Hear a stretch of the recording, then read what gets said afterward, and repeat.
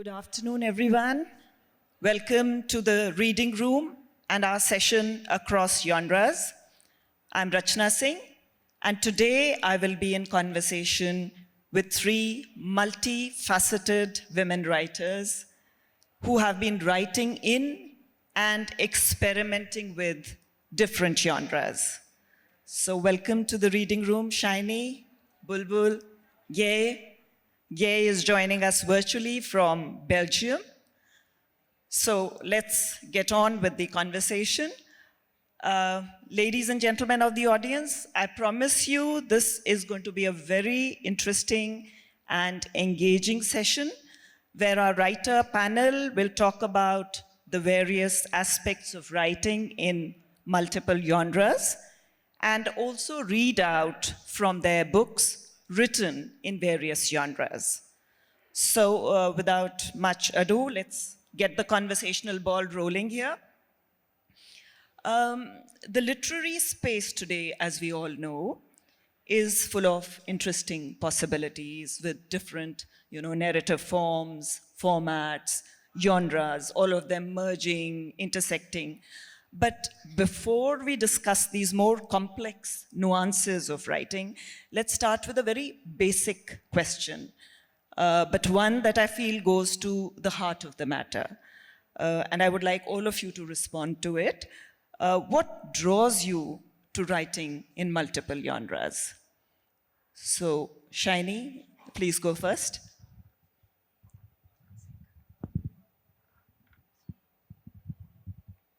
Hi, everyone. Thank you, Rachna. And I'm so happy to be here with my friend Bulbul on the same panel. The thing about genres, I feel, is that they are largely man-made. And I'm really not interested in a man's world so much. But I'm very interested in how women think. What are they thinking? How do they manage expectations? What are their weapons for survival? Do they like cooking? And why do all homes come fitted with kitchens? So, what's happening really, really deep inside their hearts? And if that's a genre, then that's my genre. Okay, so insight into a woman's mind and heart is what you're looking for. What about you, Bulbul? Hello. First of all, this is not my sexy voice. This is my sore throat Jaipur voice, unfortunately. But to answer your question, I have written, first I started with short stories, which I love doing because wo jaldi se khatam ho jata tha. I didn't have to deal with an editor for 1 year. I could just finish it. Then I was asked to do a novel, so I did that. And then suddenly I decided to write a murder mystery. So I went into that genre. And that was a real pain because you had to remember what you wrote in the first chapter and not suddenly say, okay, ye to mar gaya tha, isko kaise tum wapas le aaye. So I am never going to do a murder mystery again, though I might just do it. So I love, unlike Shiny, I really love experimenting with different genres, but short stories about, not just about the family matters, which my novels mainly deal with, but I do a lot of short stories about nature, dealing with nature. And as I write for children too, I find the short story really is a very effective way of getting across. So experiment for you seems to be why you write in so many genres. You've authored so many books across, various genres. You talked about stories and you talked about your murder mystery, and yours is, I think, a noir fiction also you've written. You've written psychological thrillers. So just give us a sense of, why you choose the genre that you do when you start a new project. For instance, if it's a noir fiction, what is the thought behind picking that up? And do you think of the genre before you start writing, or does it sort of organically grow out of your thought? What happens? Shiny, please. No, Rachna, I do think the genre picks you. rather than you picking the genre. But just like Bulbul said, she writes about nature. Even the titles of her books are very much about flora and fauna. I think that's an author's sly way of coming into her own interests or passions. So for me, I really don't care how I come into the story, or if it's a poem, or it's an essay, it's a short story, it's a long form novel. I do keep this in mind, that how best can I showcase my heroine, my Naika, and what is she wanting to convey to the world, and which medium would she prefer? And I think that kind of, it's a good match that happens on its own, literally when you're asleep. Okay. Yeah, but like I said, I was telling you yesterday, no writing happens just because you're sitting on the keyboard and you're saying, now I'm going to write, now I'm going to tell you a story. It's like something that it's something that is going on at the back of your mind while you're just going about life and getting angry with maybe a cabbie, and deciding I don't want to eat this, and disciplining your students or children, or quote unquote disciplining, because they don't get disciplined. So it's something that happens, so that it literally looks like you sit on the computer and the story just comes to you on its own. So like it's an organic. Okay. Yeah. Yes, I agree with Shiny.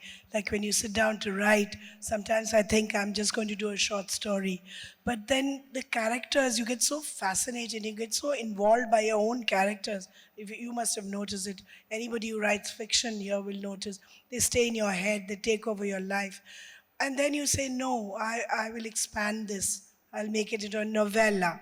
Then from the novella, you say, no, I think they need more space. I don't want to let go of my characters. So then it becomes a novel.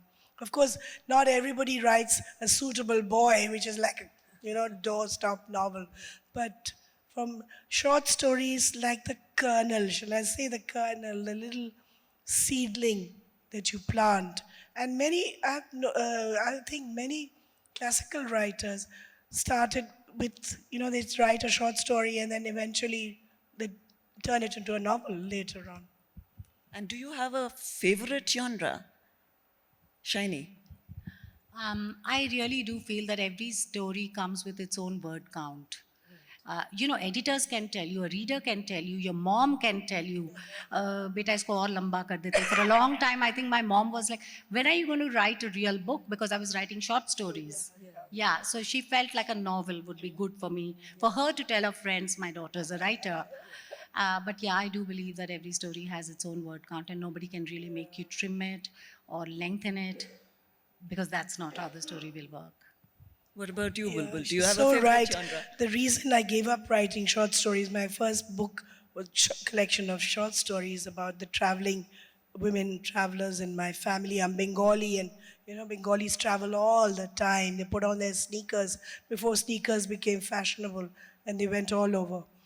So I just wanted to stay with that. But I was asked by my publishers to write a novel because that gave you gravitas. Unless you'd published a novel, you were not really considered a writer. But that's changed now. I think people don't have that much time, so they love reading what is called metro reads. You can read it on your metro while commuting. So my favorite is still short stories. I love writing short stories. Okay.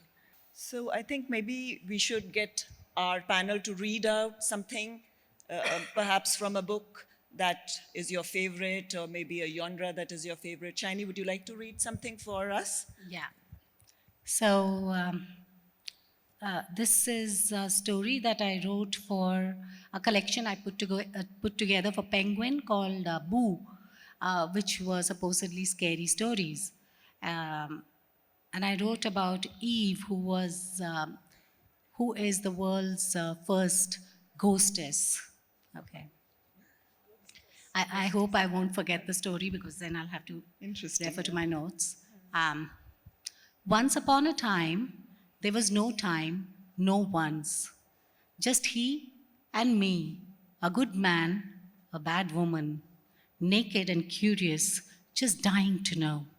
But before that was a snake and a fruit. Apple, I think. I'm Eve, the world's first woman, fresh off the boat, chromosome XX. And Adam, too busy tracking water, rubbing stones for fire. No TV, no Wi Fi. We get bored. I miss a period. And then one day I died and I became a ghost.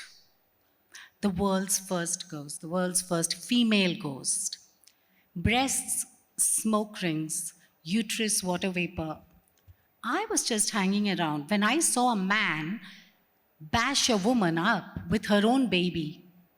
I moved close, I moved closer. I raised a hand, up came hers.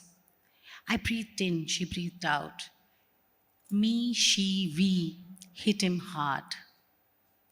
No one sees me, they see only the meek woman with years of nodding behind her.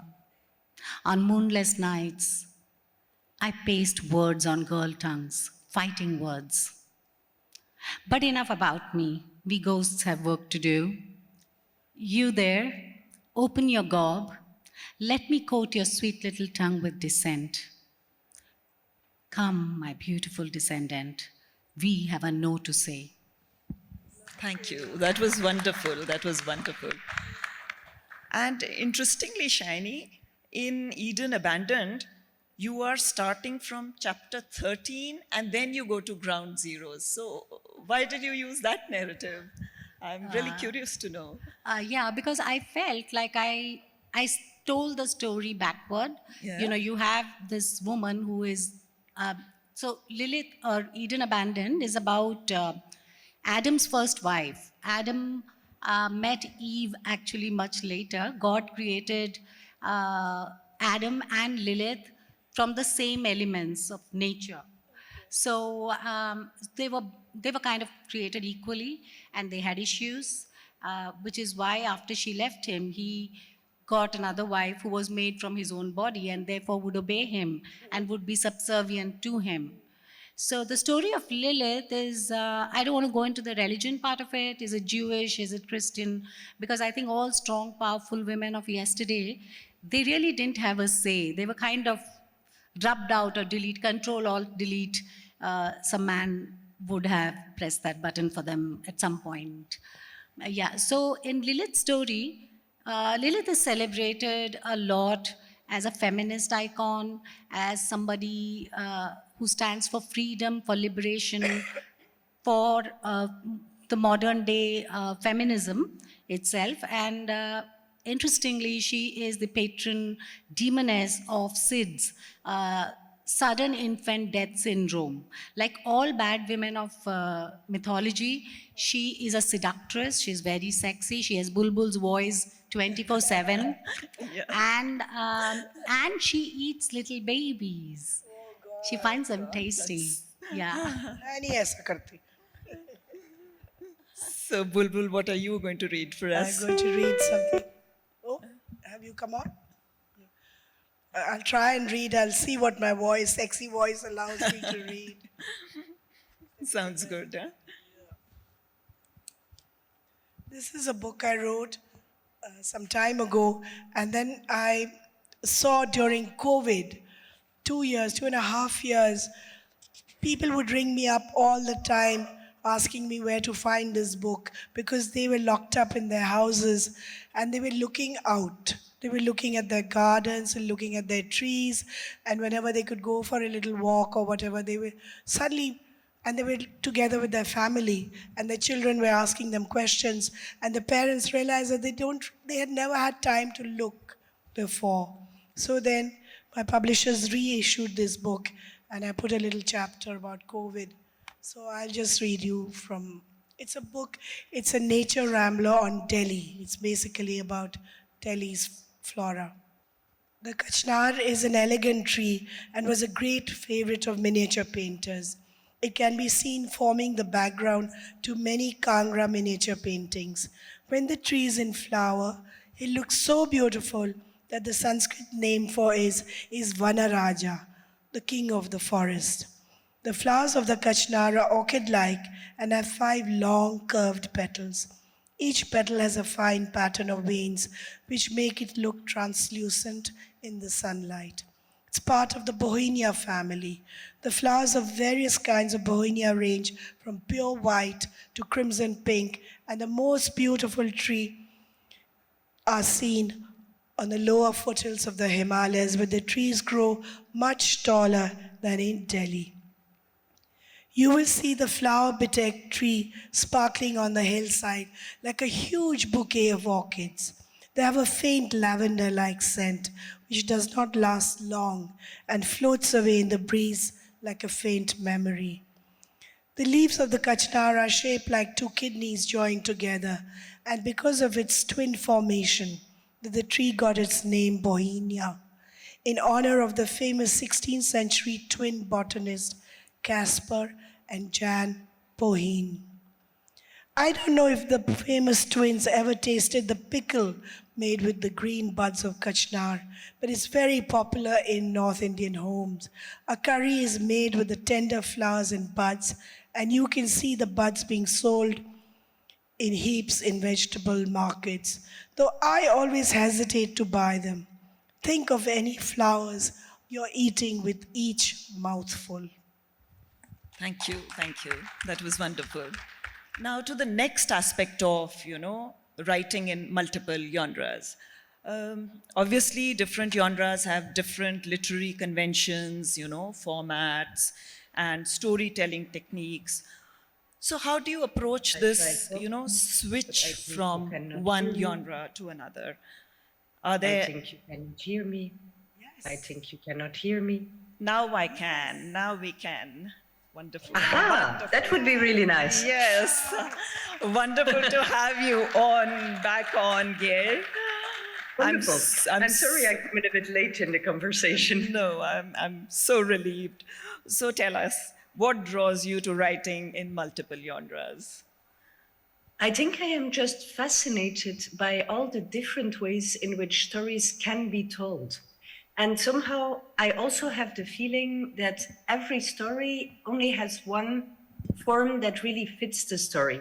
So before I start to write a story, I have to know maybe first what the theme is, but also what the form of the story will be and how it can be told. And actually, I agree with what Shiny says. I think it's not a decision that you make as a writer. I think every story in a way chooses its own form and shows to a writer how it wants to be told. So I've told stories in many different forms and styles. Sometimes I write opera text, sometimes I write theater text, sometimes I write novels.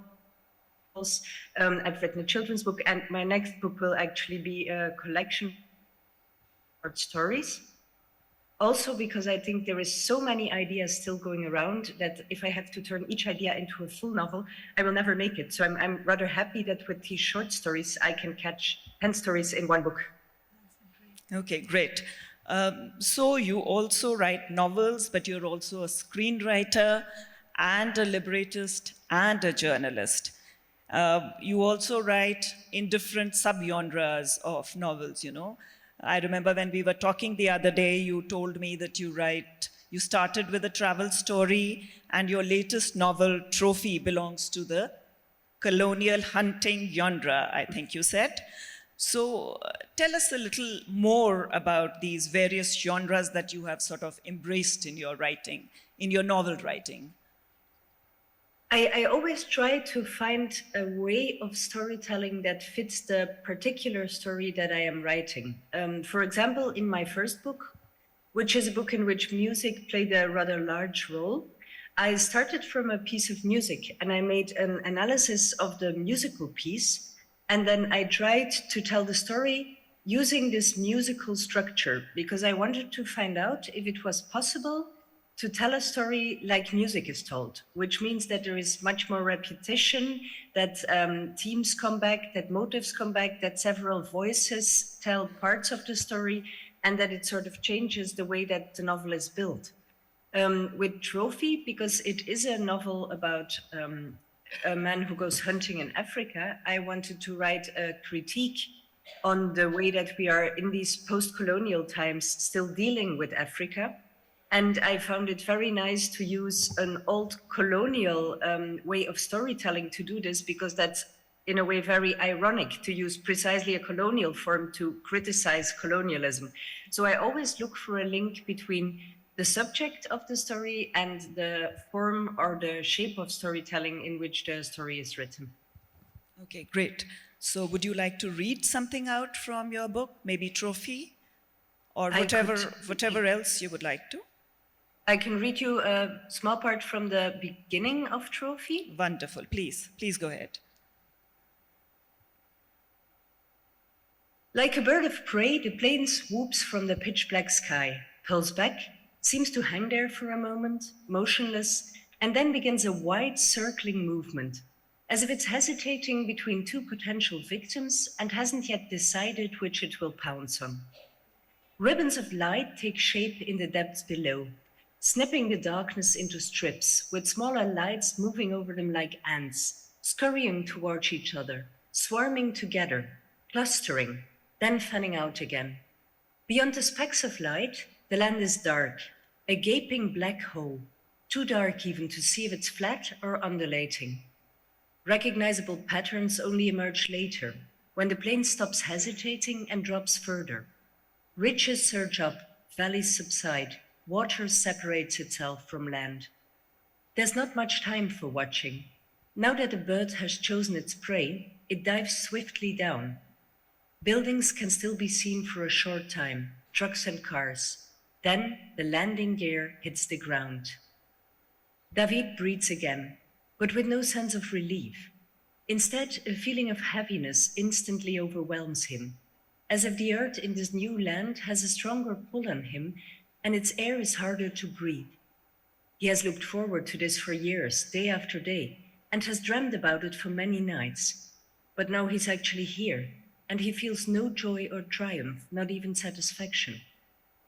Although the plane has reached its destination, that's what the tiny voice of the flight attendant is telling him, in case he or one of the other passengers might doubt that they have arrived, what he is feeling now is not the joy of arrival, nor the relief of a man who has traveled a long time and has reached his goal after many hardships, celebrating the fact that he has survived, but the sadness of a leave-taking, as if he's carrying his whole route with him, as if every sacrifice he made on his journey clings to him, with all his weight. Thank you. Thank you for that beautiful narration, Gay.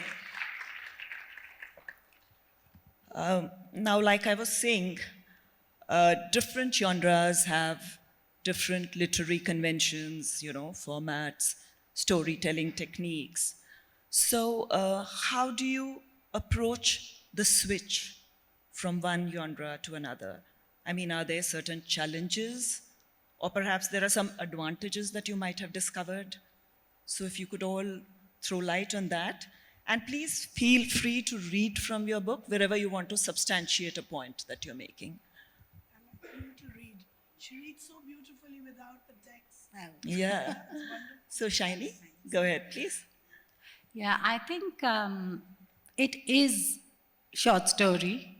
So when I'm reading, as a reader too, I find short stories everywhere. Like, Kite Runner was such a famous novel by Khalid Hosseini. And I remember it's written in 3 parts, part 1, part 2, part 3. Part 1 is written like literary fiction. It has Kabul and, growing up, being a childhood in Kabul.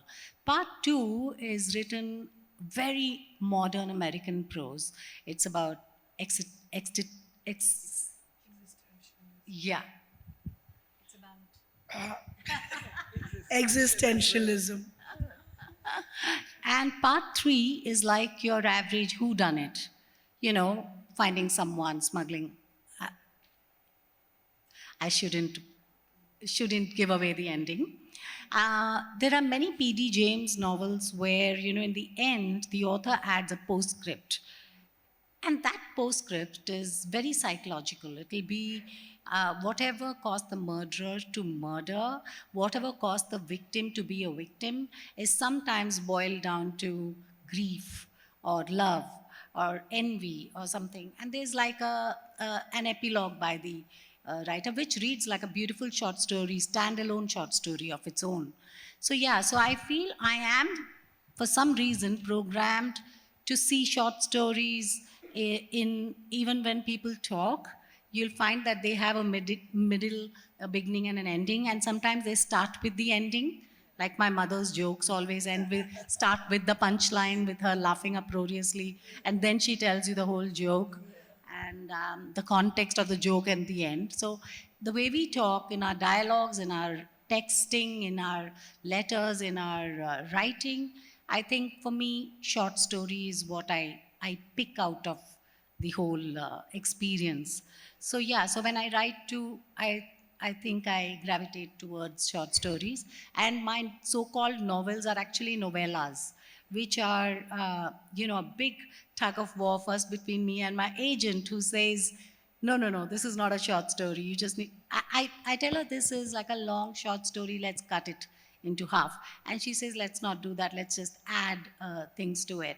And then I'll have the same tug of war with the editor also, who will say, you think you've said these things. Because that's another drawback of writing. Sometimes you have the story so deeply engraved in your head that you feel you've said it.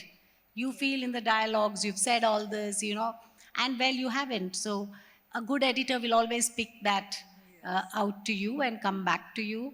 So when I was writing The Girl Who Couldn't Love, which was a short story to begin with, Renuka Chatterjee, my editor at Speaking Tiger, would gently just tell me, when I explain something, she would say, that's in your mind, it's not on the paper. So I think the longer form that I've been writing has been accidental. They become novellas because they were just actually unruly short stories who couldn't hold their words. So the story strayed into being novellas, right? That's so well put. I must remember to say this at the next session. So what about you, Bulbul? my favorite genre, like I said earlier, remains short story. Yes. Because I went to JNU, and then I went to Moscow State University to study and speak Russian. And I fell in love with Chekhov. I read a lot of Chekhov, and I did a sort of informal comparative study of Premchand, who had only read in school, and Chekhov, and saw a lot of similarities. And that power, I don't think I've ever be able to achieve that. The power to tell this story in just 3,000 or 2,000 words is a real skill. And novel, you have this huge canvas, thoda aage piche kar lo, ya theek nahi ho raha, you can do meander. It's like going on a scenic route somewhere. But in a short story, you're given that limited period. It's like, I'm a painter, so I'll give you a painting. Like watercolor, you can't make mistakes. You have your sheet of paper, you start your watercolor, if it goes wrong, you have to throw that paper away. But if you're working on oils and canvas, you can go on and on and on, it doesn't matter. So same thing with short story. You have to get it right. You have to get the beginning right, you have to get the middle right, and you have to get the end right. Otherwise, it's gone unless there's that sting at the end. And novel is more forgiving. But still, I love the short story. No, that's okay. There are a lot of novels which are actually just short stories, and they've been stretched long because the author is so self-impressed by their own brilliance, and they feel the story can go the distance. And as a reader, I have felt that, and I just feel that it's better that somebody reads your book and says, अरे आपने तो खींच के बोल दिया, ये तो छोटे में भी बोल सकते थे. It's better to hear, I wish you had written more. So, An anecdote to this. Okay, sure, It's nothing please. to do with writing. About just genre, just separately. When she said, "Apne to खींच छोटे में बोल सकते थे," when I wrote my first book, like I told you, it's about my women in my family traveling. A lot of Bengali ladies came up to me and say, "Why have you written about us? What's so great about us? Why didn't you write about some historical character?" And even their children said, "Why have you written about Mashis and Pishis?" So sort of saw themselves as small, insignificant women who didn't have to be noticed. Okay, great. So, Gay, I have a specific question for you because you are a liberatist. That is, you write text for operas and other vocal work. So tell us, how does writing for an opera differ from the other forms of writing you do, the novel or the journalistic piece that you write?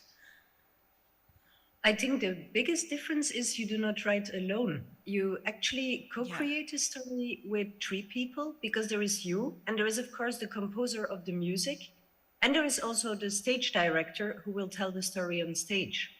And the tricky thing is you have to tell one story with these three different media, Yes. which can be very complicated because if the three of you tell the same thing, it becomes very Mickey Mouse-like and too much. But if there is gaps in the story, then it's impossible to still understand. So you have to find a way to cooperate on this story. That's one difference. The other thing which I like very much about opera is that it in itself has like a double tempo. You have the narration, which is actually going forward, and usually the dramatic arc is rather tight, and you want the story to really keep moving. But then you have these standstill moments where there is areas that really go into the emotion. And I really like it that as a writer, you can sort of stop in the middle of your story and suddenly go like zoom in on the emotion of a character and dwell there for a while. And then there is one last thing that is very typical for opera, which I also like, and that it's a universe which is fully not realistic.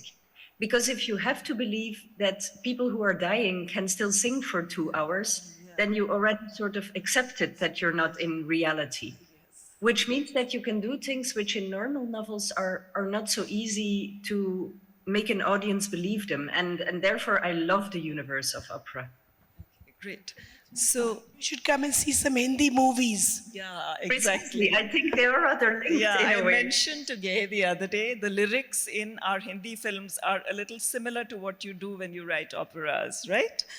So, like you said, Gay, this is, all about collaboration with composers and performers when you're writing an opera.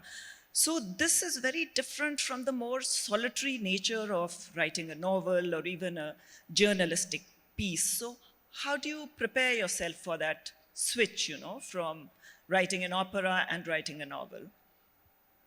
Well, usually, actually, it's just the deadline or the schedule that decides, because very often for opera, it starts with the composer who asks for a libretto and it has to be finished in time. The other thing with a novel is because you're alone with it, you have to figure it out with yourself when you write it and when you want it to be finished. But also, I wanted to say, I agree with what Bulbul said earlier, that the shorter the genre is, so if it's like a short story, or even worse, if it is a poem, then it becomes much scarier. Because in a novel, if you write like one page which isn't perfect, maybe no one will see it. But in a short story, it's already much more important. And poetry really, in a way, frightens me, because if one word is wrong, it's like already 15% of the poem can be wrong. Yes. So I also feel less at ease with shorter genres. Okay, great.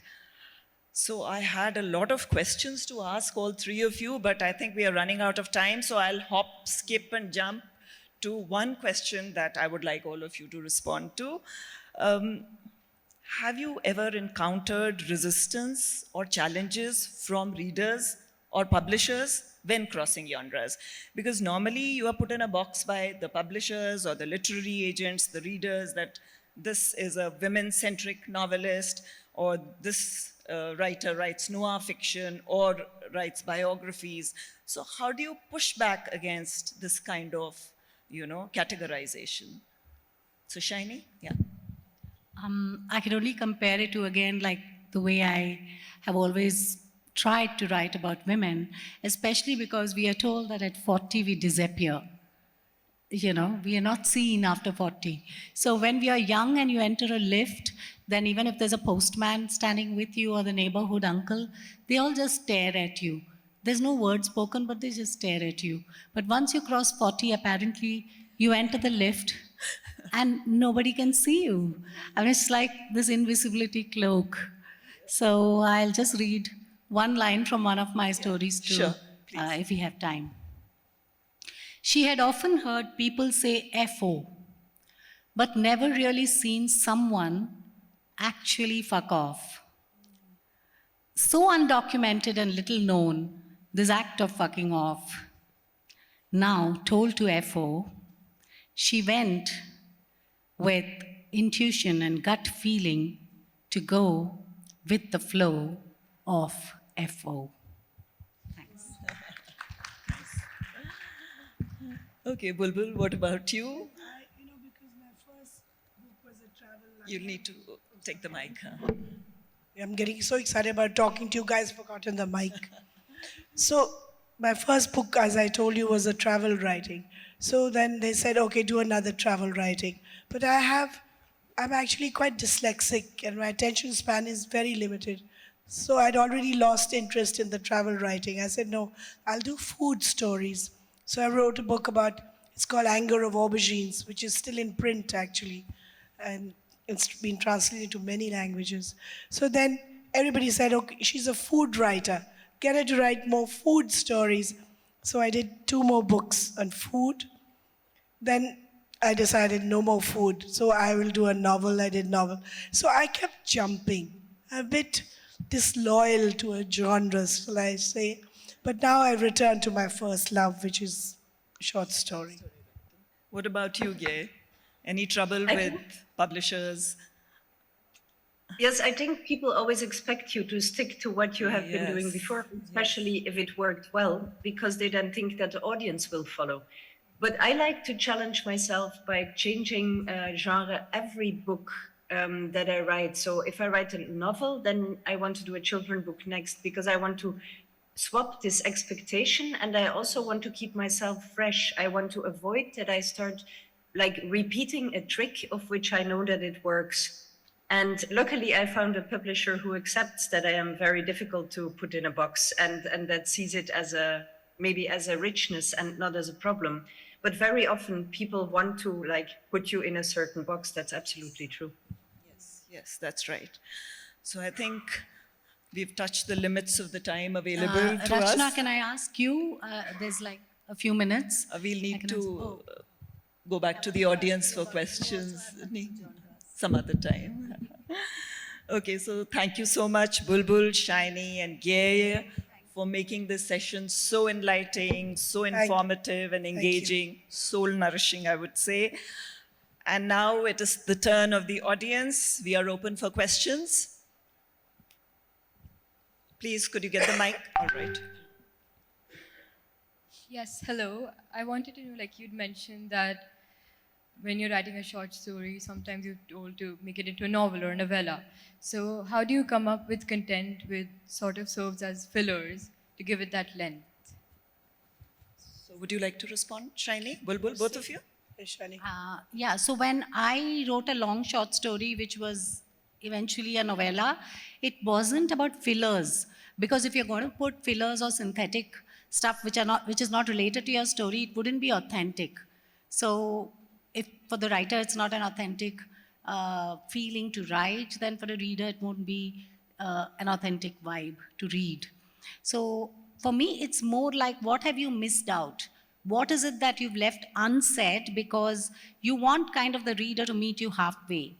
So in that whole process of wanting your reader to meet you halfway, maybe you move like, it's like a little dance between the reader and the writer, and you just like take a step forward, but you're not going sideways. You're not thinking, I need to lengthen this with words.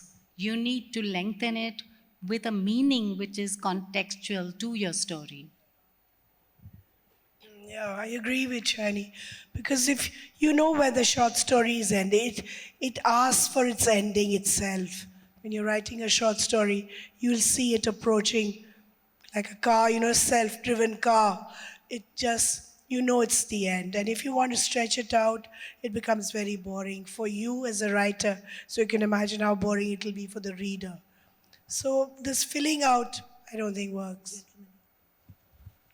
All right. The next question.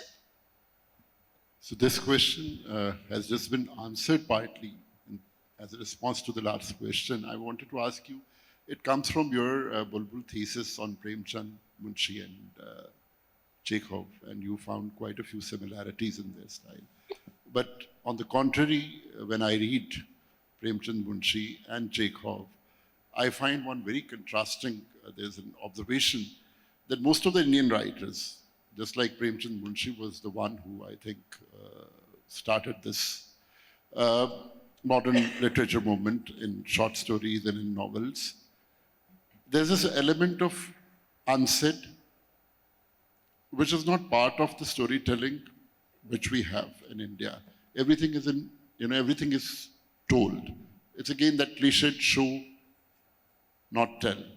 But I find Chekhov, like you said, expecting the reader to meet halfway. So Chekhov does that a lot, which makes you participate along with the writer, which I find, along with Premchand Munshi, it is missing mostly in the Indian fiction writing. So what do you have to say about that? Well, that's a very intelligent observation, I must say.